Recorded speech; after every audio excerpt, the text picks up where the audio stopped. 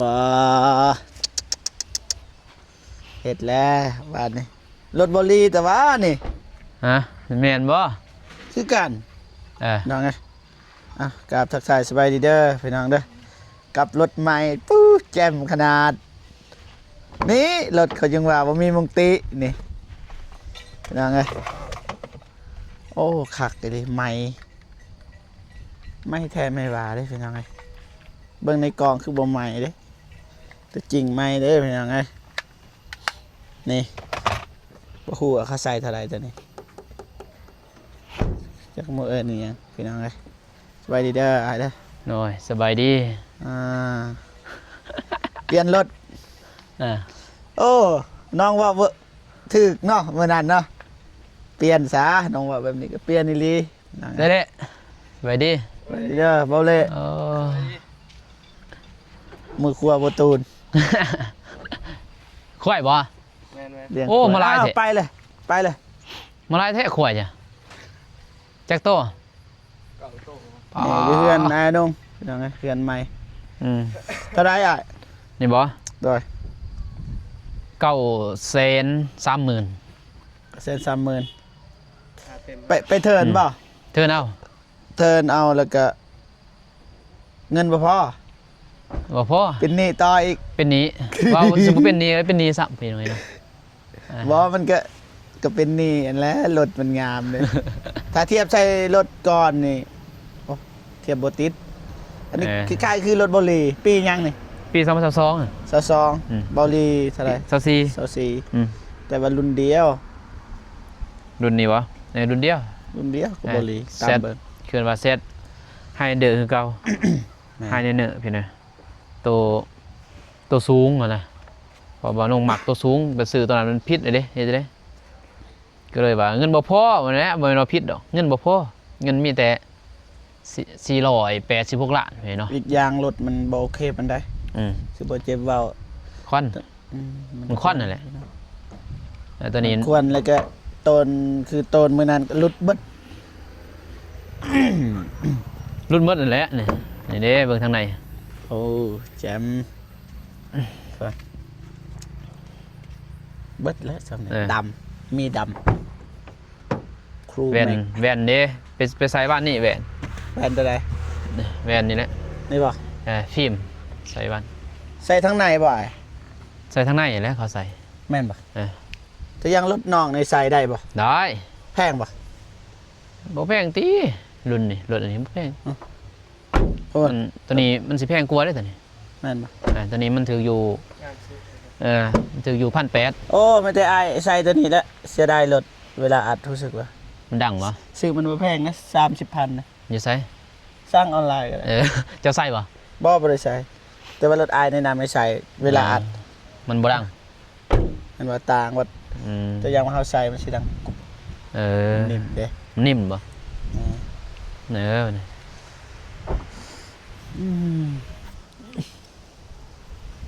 งามรถนี่งามหลายเดี๋ยวก็ไปหาประตูนบ่ไปแล้วเมื่อกี้แต่บ่ได้ถ่ายคลิปเฮ้ยซื้อรถก็เฮือนอยู่แล้วบัดนี่เฮือนก็บ่ได้เฮ็ดแล้วบัดเมิดน้ำรถไปเพียงไงเนาะหยุดก่อนนั่นแหละเฮือนหยุดแล้วพอปี1เด้เทิร์นปี1เลยเพียงเนาะเฮ็ดยังไง118ล้านจิบกันถึกเลขได้อยู่สิบ่ได้จิบนะกันถึกเลขนะกันถึกเลขแม่นอยู่กันถึกเลขเพียงเนาะกาแฟอ้ายก็ทุ่มได้นะกาแฟก็บ่หลายนะได้ก็ประมาณ20ป้ายกาแฟพอปีนี้บ่ได้นั่นเพียงเนาะบ่ได้อนามัยแล้วก็หมากบ่ดก20 ปลายล้านจำนั้นแหละใส่ตัวนี้นี่20 ปลายก็เท่าได 20,000 40,000เนาะรถน้องใส่ได้บ่แบบนี้แต่ว่าบ่แม่นคืออันนี้แต่ว่ามันแบบนี้ใส่ได้บ่ได้ติมันก็มีติของมันมีบ่มันก็มีหมดนี่เขาใส่ให้มันไปดิได้รถใหม่แล้วเจ้า30ขี่บาทนี่รถนั่นก็ขี่ได้อยู่เท่าใดแต่ว่าตัวนี้นี่คักกลัวโอ้ใส่ตัวนี้แล้วนะแต่ราคาแหละ คือว่าอืม ปกตินี่บ่มีซื้อใหม่มีบ่ตอนนี้บ่มี ใช่ นี่ อ้าวก็มีอะไร เล่นอยู่ ก็มีหมดเลยนะ แต่ว่าคันอยากใส่คือบ่ฝนมันก็ซุบอีกเทื่อหนึงนะ แม่นถามว่าอยากได้โลบาซึ่งคือโลบาแบบใส่อันนะเขาก็ซื้อมาใหม่โดยเฉพาะตอนนั้นซื้อ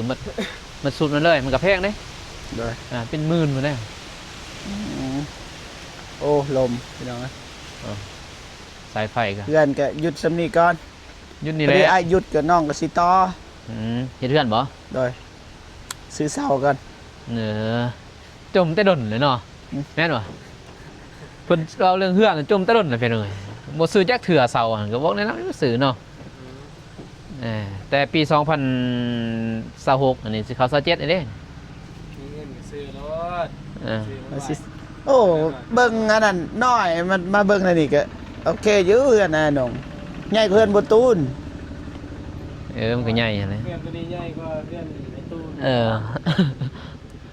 จะได้แต่มันสูงอยู่ในโพดนี่แต่ว่าคอยมักสูงแต่ว่ามันบ่ยังงามไปเลยนี่แหละ โอ้ยได้แล้วสนิท บ่แต่ว่าตามโหมดเขาซ้ำนี้เดี๋ยวบ่ตัวนี้เนี่ยมันอยู่ซ้ำนี้เพียงนี้เขาก่อขึ้นแล้วก็เทซ้ำนี้เนาะซ้ำนี้ตามโหมดเขาได้แต่ตัวนี้เฮาเองหมัก อืม หมักแบบ ใจมากคนแล้วเฮ็ด เฮ็ดกับ ซื้อรถคนแล้ว เออบ างคนก็อยากได้เลโม่บางคนก็อยากได้ดีแม็ก ขึ้นกับผมมาก ปีแล้วบัดนั้นไปนำการสิลองเบิ่งจะลองครับบัดน่ะ อ๋อ ลองครับเบิ่งว่าสิ อ๋อ เบิ่ง นี่น่ะเป็นเนื้อได้ครับถูกบ่หรือ ติดเบิ่งติดให้ฟังเสียงเบิ่ง ติดบ่ โดย มื้ออื่น หา สิ เลย ถ้าว่ามื้ออื่นวางไปติไป มื้อนี้ ส่วนบ่เตียง อ้ไปใช้มื้อนี้ เอา มื้อ คั อื่ น นซะไปส่วนในเตียงไป อันแหละคันว่าว่างกันมื้ออื่นนะไปส่วนบ่เตียงไปดึงใหม่อันออกนะอยู่น้ำมันนะ อ๋อ สตาร์ทบ่นึง ได้อยู่มื้ออื่นเนาะ เออ มื้ออื่นได้สันได้ เพอเจ้านัดกับนุ่งเดิมบ่ โดย นัดแล้วก็มื้ออื่นซะบ่แม่นปุ่มสตาร์ทตัวนี้มันเป็นปุ่มธรรมดาเพราะว่าตัวสตาร์ทมันมีโพวินเด้อแบบรถบ่เตียงเลยตอนนั้นโอ้แพงจังนะล้านซอง ตัวบุ้งสตาร์ทบ่ อย่า เบิ่งจักบ่ บ่ฮู้สิเบิ่งอีหยังได้อ้าย เอ้าเดี๋ยวละ เอาโถ่ เบิ่งจัก โทเบิ่งจักเบิ่ง ปุ่มสตาร์ทมันแพงแต่มีโพวินได้ตอนนั้น มีโฟวินบ่ คักแต่โอ้หลานซองแต่เขาเทิร์นนี่ก็ประมาณนี่ซอง100ป่ายเนาะมาเทิร์นได้นะเทิร์นรถเก่าเนี่ย200ป่ายอีกติดหนีว้ายบ่หัน100ป่ายนี่ยังบอกนั่นแหละพี่น้องเนาะจะจุ่มจะบ่ ยังใหม่อยู่เจ็บใจลมบ่เจ็บ เข้าล่างเนาะ บ่ล้างก็ฮู้เด้ ฮะ ถ้ารถมันเก่าเด้เบิดแล้วซำนี่2022 เจ้าก็ไปเทิร์นติ ฮะ ไปเทิร์นติ เพิ่นจะได้บ่มีเงิน เอาเทิร์นเอานะกับติดหนี่ตอนแล้วนั่นไปเทิร์นก็บ่ได้ไปเติมยังไหน ฮะ บ่ได้เติมยังไหนเอาแต่รถนั่นแหละไปนั่นแหละบ่ได้เติมเลย บ่รถเฮานี่เฮาตำเบิดเด้ตั้งหน้ามัน เขาก็เทิร์นนั่นแหละเขาก็ไล่อยู่เนาะ อะไรแต่ว่าอะไรอย่างไรน้อยเดียว มัน เขาสมมุติคือเขาซื้อมาเฮาอ่ะนะแบบเทเขาไปซื้อเขาคายน่ะเขาคายให้อาหารเขาอ่ะ เด้อ แต่เฮาเอาไปเทิร์นเนาะแต่ในใจเฮาไปคายแล้วจะบ่ไปคายให้เขาแต่ว่าคายเขาบ่เอาได้เงินสดให้เฮาพอเจ้าต้องซื้อในอาหารเขาอ่ะนะ เปลี่ยน มาเปลี่ยนอันได้แบบมาเทิร์นเอาได้ถ้าว่า ได้ สิ คือ คาย กันเขาบอกได้อยู่ ถ้าว่าคายเนี่ยต้องต่ำกว่าหันจะบ่ราคาสิต่ำกว่า ที่โทรศัพท์ เนอะ ตายยัง แต่ก็บ่ปานใดดอกเอากระบะเอาเติมกับมันโอ้หลายได้ตัวนี้เนาะเพราะว่าบ่เจ็บซื้อเท่าได200ป้ายเนาะ เด้อ ราคาเต็มอะนะถึงวงดาวเลยเนาะ200ป้ายถ้าว่าราคาเต็มก็เอาซื้อสดก็ประมาณ100ป้ายบ่ เด้อ แม่นบ่ 130 130บ่นี่ 140นะเตี้ย เพิ่นเอา บ่ใจเต็มก็200 200บ่ เด้อ อันนี้200ก็เจ้าเทิร์นก็ 200ไป เปอร์เซ็นต์เอาแต่เปอร์เซ็นต์ซื้อเนาะเปล่าเนาะ เด้อ จ่าย บ่ฮู้ เท่าไหร่ นะ จะจ่าย น้องใจลอยปลาย แม่นแล้วแม่นจ่ายครึ่งเลยดิ เด้อโอ้บ่คักนะไปเทิร์นกัน ฮะ ปะขี่ก่อนเก็บ โอ้ เพื่อน นี่ กัน เลือดแต่ไปเทิร์นนั่นได้เพียงหน่อยเนาะ2เดือนเองเลยยังเขาตัดไป30 ล้านเขาตัดเลย จัดเงินป่ะ เพราะว่ารถอายมันคืออันนี้แวนกระแตกอะนะ โอ้ไปกับเพื่อนนี่แหละไปเทิร์นเพื่อนว่าเอาเลยป่ะลุงเอาเลยนะมันว่าอยู่ว่าไปเทิร์น รถ ไป เพิ่น กับเพื่อน งามอยู่รถเพิ่น งามโนดเหล่ามันบริควันไหนบกควันบยังนี่ อันนี้ก็บ่ควรนี่ ตัวนี้บกควันนั่นมันตัวเก่าควันไหนเนาะอะไรเบิ้งตีในเบิ้งอยู่บ่คลิป แนมกล้องนะจับภาพกันเด้อ1 2โอเค เพราะว่า บ้านนี่ ฮะ มือเล่บางอย่างดอกเสียกับพี่เสียขวาย บ่ละคันพอเราซื้อ นั่นขวายก็จะเคยโตเก่าโตเพิ่น พอซื้อได้อยู่ อืม ก็สีดาวแต่ว่าไอ้แม่เราบ่ให้ดาว ดาวโอ้บ่ดาวดอกสามนั่นเนาะ ดาว ฮะ ดาวเป็นหยังคือว่าจังซั่นเงินเฮาบ่กล้าใส่มันเบิด เป็นยังไง พอตั้งเขาบ่มีเงินแล้วนะ บ่ตัวอย่างว่าเงินนี่เรามีนี่ตอนนี้นี่จุบค่ารถแม่นบ่แต่ว่าเราต้องดาว โอ้ เพราะว่าเงินใส่ใจายในครอบครัวได้เก็บ บ่มี ไข้ได้ บ่ ป่วย นั่นบ่ เอานะ แล้วก็ปีหน้าค่ากาแฟเราจะส่งบัตรนี่ เอาค่ากาแฟได้เท่าไหร่ปีนี้ กี่กายบ่ ปีนี้แหละปี ที่เจ้าได้ ใหญ่ปีนี้ 300 อ่า 500ได้อยู่ ดาวได้ดาวแต่ว่าเงินอยู่เฮือนก็บ่มีเนาะแต่ว่ามีแต่ทรัพย์สมบัตินี่มีแต่เพิ่นบ่คายออกคันคายแต่ก็ได้ ถ้าเบาเจ็บอีกค่ากาแฟปีกาย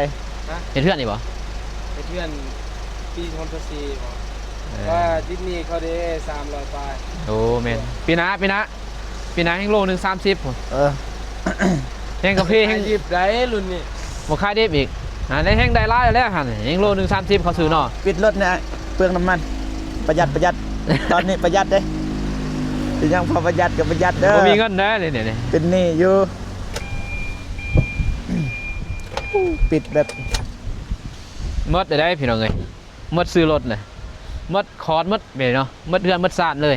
หมดอยู่นี่แหละเฮือนนี่ก็ได้โยะไว้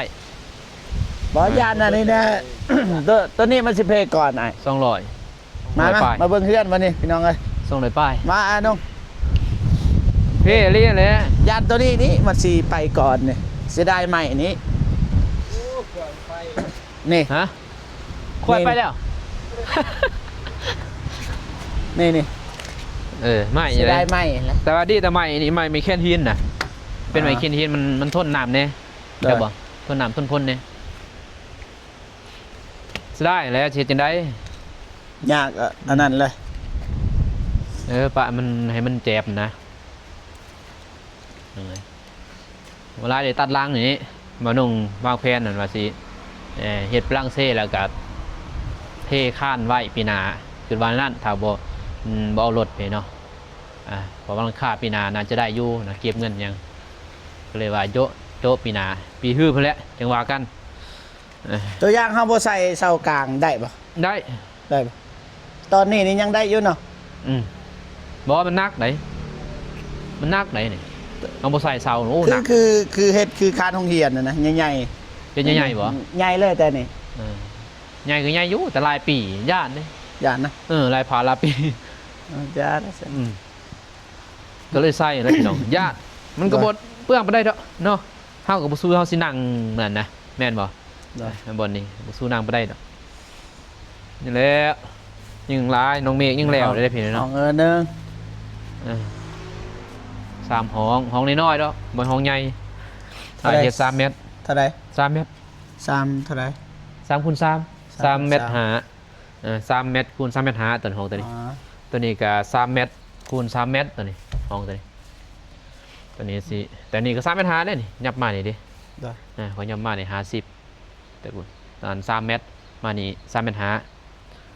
3เมตรหา3คูณ3เมตรหาตัวนี้สิกว้าง เดินขั้วได้กวาง นะ เดินขั้ว4 เมตรพี่เนาะ เอา เดินขั้วนี่กว้างแน่เพราะว่าเบื้องนั้นเสร็จห้องน้ำมันนะอันนี้ห้องน้ำห้องน้ำอาบกับห้องน้ำทายจับบ่ เดี๋ยว เฮ็ดอันเดียวเลยบัดอาบก็อาบบ่สู้บ่มีไผดอกสิอาบพร้อมกันแม่นบ่กับทายเนาะ ได้ หรือว่าเฮ็ดเป็นนั่นบ่ มีเด้เจ็บพร้อมกัน เนาะ แต่ว่า เนี่ย อยู่นอกหนึ่งนะคันมีกี่ถึงนี่อยู่นอกนึง แต่ว่าในใจอยู่นอกสิได้เฮ็ดอยู่แล้วนะเพราะ เพ ว่า ราะว่า เว บาง ลา ทีทีมงานมายังแบบ แม่น อันนั้นบ่อยากเข้าในเฮือนน่ะนะ เขาก็เข้าได้อยู่ทางนั้นนะเราก็มีในประตู แต่ว่าเพื่อนครัวนี่บางที่ก็บ่ได้ดังดอกไฟอยู่นี่เพียงเนาะ คือ เพราะ เก่า เฮา หั่นแหละ เฮา เสียดายเฮือนนั่นแหละ เขาใส่อันนั้นเนาะใส่ถ่านมันก็เฮาสิได้ดังเลยเนาะใส่ถ่านใส่แก๊สแม่นบ่ นะ แก๊สอันนี้เป็นถ่านบ่กับพื้นนี่มันจะอยู่นอกอีกแล้วเศษอันนึงอะนะอยู่นอก หน่อยนึงก่อนหน่อยนึงก็ได้ละ พอเศษอันนั้นก็สิไว้รถย่างนะนั้นเกาะไปทางนั้นเมื้อนี้ก็สิปลูกผักปลูกหญ้าเอาเลยส่วนครัวเอา สบาย พอ ยังบ่มีแนวกิน บ่เจ็บ พิ่นละ มาย่ำมาย่าม เฮ้ยพอได้รัก พอได้คอปลูกให้มันครบ ตัวนี้ก็ยังทำได้ออกนี่นี่ยัง ก่อยเบิดเท่าไหร่โน รวมหมดบ่ โดยเฮ็ดเฮือนนี่ 200ป้าย 200ปลาย นักบอกอะจะเข้า300พุ่นแหละนักเด้เพราะว่าถึงจ้างหมู่ยังเด้นี่จ้างน้องเองเด้นี่แต่จ้างคนอื่นนี่ก็แพงทั้งนี้เด้นี่แหละนี่ซื้อมาเรือลายอยู่ แต่ว่าก็สิเฮ็ดอันนั้น เรืออะไรบ่นี่ เรื เรือ อ แล้วนี่ เพราะว่าน้องสิเฮ็ดอันนั้นเพิ่นเนาะเฮ็ดหาดนั่นน่ะ อ๋อ ก็เฮ็ดหาดตอนนี้ ปะเฮ็ดหานก็ได้หานขาบ่ โดย บ่ให้บังเฮือนเด้ ได้บ้างเลย นี่ทางนี้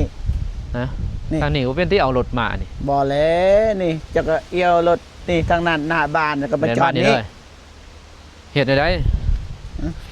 ฮะ เอามาบ่ โอ้ อีสักปิวกระติบเขาปิว ก็เข้าเฮ็ดประตูทางเข้าเบื้องนั้นไปไอ้ แล้วปลารถเบื้องนี้บ่ บ่ความหมายที่นี่ตัวอย่างไว้เฮ็ดนี่หานเบื้องนี้ทางเข้านี่บ่เฮ็ดแล้วเอาไปเฮ็ดทางเข้าบ่ทัน เออเฮ็ดหาดมันสิใหญ่นะก็บ่ใหญ่ไปได้ดอก ก็บ่ใหญ่แต่ว่าบ่อยากให้บังเฮือนนี่ ป นะ ระมาณนี้ซ้ำนี่เลย อ่ะ บ่บังติ บ่บังนี่ นี่เนาะ แม่นพูด มานี้เอารถเข้ามานั่นบ่ แม่น มานี่ เข้า เนาะ มานี่สิเอามานี่ก็ได้ เออ หรือว่าคันมีไอ้เกาะมานี่ก็จอดอยู่นี่ก็ได้ จะตั้งหน้า แม่ อืม อันไปเฮ็ดทางนี้หานทางนี้ก็โอ้บ่อยากโอเคบันไดแล้ว ฮะเอามันก็ บังเฮือน เบิ่งทางพุ่นเด้เขาเห็นนี่ บ่แหล้ว บ่งามบ่ อุตส่าห์เฮ็ดเทือนมาแพงไปบังอีก บังก็บ่หลายดอกนี่ แต่ว่าหน้าบ้านก็ได้อยู่เด้ ฮะ กว้างอยู่ได้ เออ หน้าบ้านก็ได้พุ่นแหละเฮ็ดทางนั้นแหละนี่ทางเข้ามาเบิ่งนี้อีก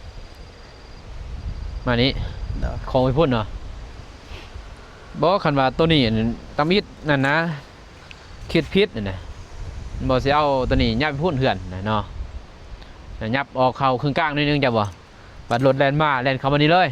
แต่เฮาบ่ฮู้ดอกว่าเฮาสิมีรถนั่นน่ะ เด้อ แม่นบ่อ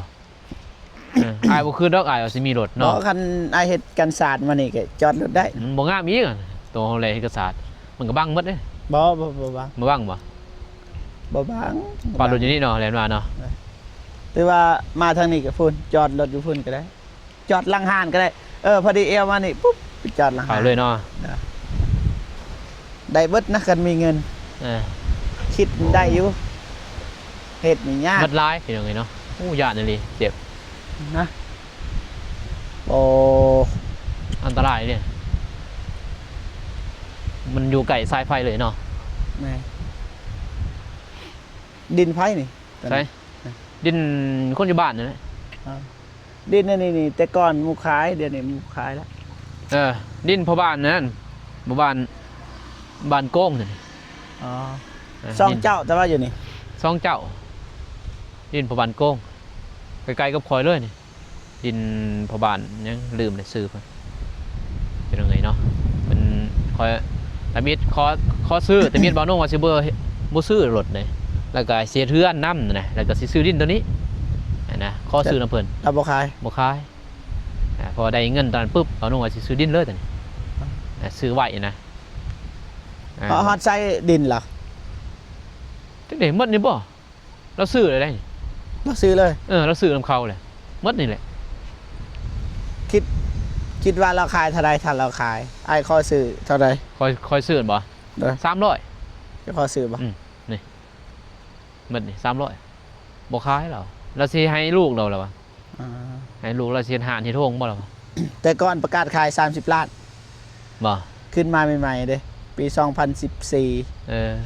30ล้านแพงอ่ะ ก็นี่เด้นี่พอเท่าอ้ายซื้อขายตอนนั้นก็30ล้านนี่เพิ่นสิขายเด้ แต่ว่าดีแต่อ้ายว่าบ่ให้ขายนะสิซื้อเอง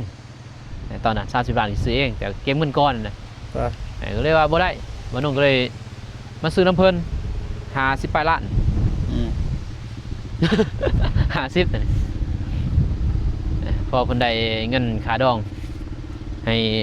น้องหลานเด้ อ๋อ ตอนนั้นแหละนี่แหละพี่น้องเอ้ยเนาะ ได้ สิได้ดูดินนี่ดินทรายไหลพุ่นแต่เฮ็ดจังได๋มันบ่มีเงินนี่เด้สิมาแป้งมื้อใดมื้อหนึงสิเอาไหมเนาะเอาดินจีนะบ่เหรียญ ดีเลยไอเฮ็ดสูงเฮ็ดสูงไว้ก่อนคักแล้ว นั่นแหละมักสูงนะบ่มักตัวต่ำนะเวลาต่ำนี่เวลาพ้นล่มมากกับมันเขาหมดนะขี้ดินนะไล่เขาเพราะว่าเฮือนได้เฮือนเก่าแม่นห้านแม่นเฮือนตัวนั้นห้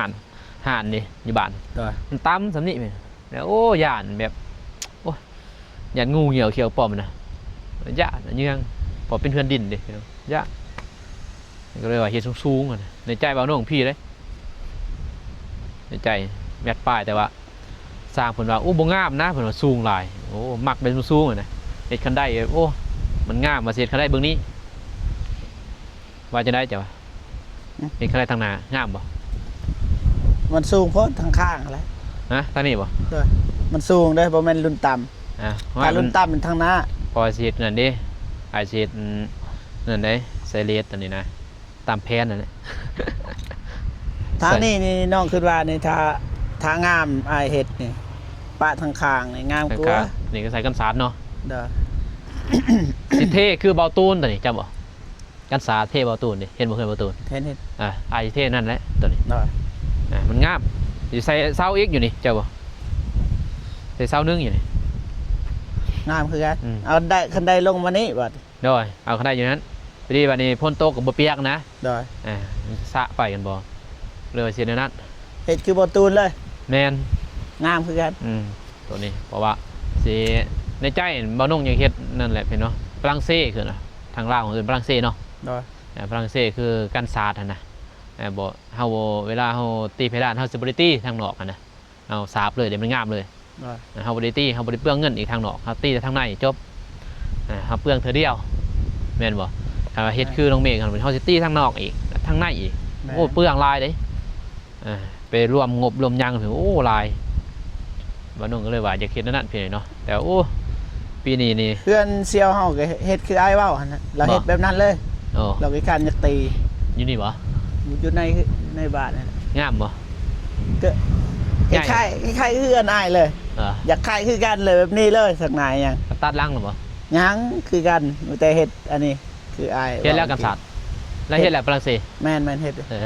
แต่ว่าทาให้มันแห้งก่อนเงินเบิดเลย เดี๋ยวสิต่ออีกเมื่อวานจะยืมรถเพิ่นไปขี่ รถบ่ แม่ รถนี่บ่รถนี่บ่ รถ